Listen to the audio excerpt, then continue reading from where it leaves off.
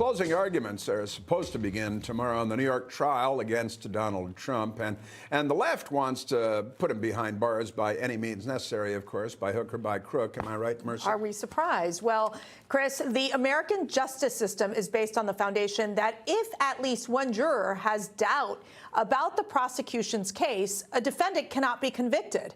But apparently, that's not how it works for Judge Juan Merchan, who has ruled that the jury in this case does not have to be unanimous in agreeing on a predicate offense in order to find Trump guilty, telling them they don't have to agree on what the crime was as long as they each believe he has falsified documents in order to conceal a separate crime.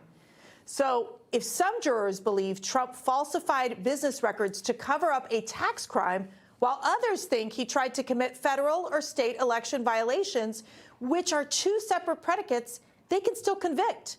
President Trump ripped Merchan on Truth Social, saying the radical, highly conflicted judge came up with 3 fake options for the jury, which is un-American and unconstitutional, saying he had to do so because District Attorney Alvin Bragg could not prove a crime was committed. Harrison, let me start with you.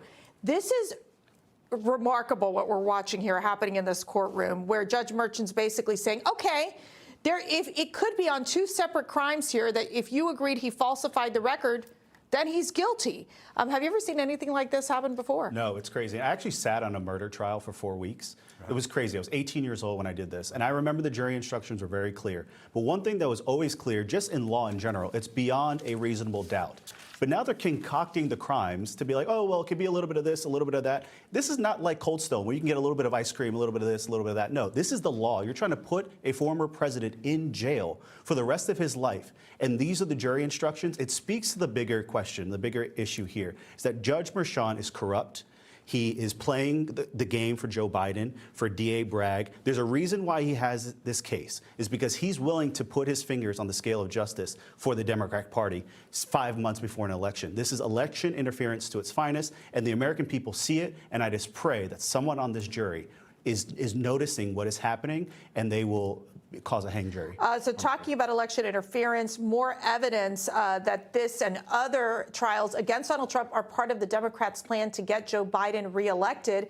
According to Politico, Joe Biden is planning on addressing the nation and reacting to the verdict of the New York trial once it comes. Get this, in a White House setting, in order to make it appear the statement is not political, but if the jury convicts, he will make the argument that Trump is ill-suited for office. Yeah, nothing political about that. And his campaign will then make a push to paint Trump as a convicted felon on social media.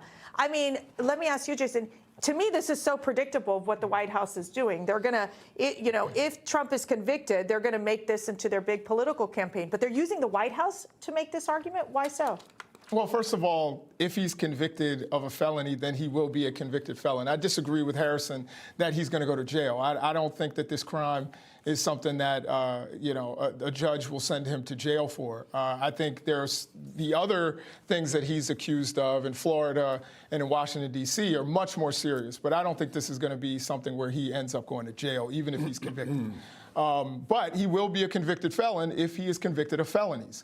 So for an opponent in a political race, I don't know any political campaign that would not point out that my opponent is a convicted felon and has committed crimes, particularly crimes that affect elections. So I don't see why, President Biden should be any different than any other campaign that has ever been run in the history of this country. So Biden is using the White House to literally give like a national address if Trump were convicted. I mean, it's almost setting it up as if it's already happening, basically, predicting Trump's conviction. I mean, this is insane.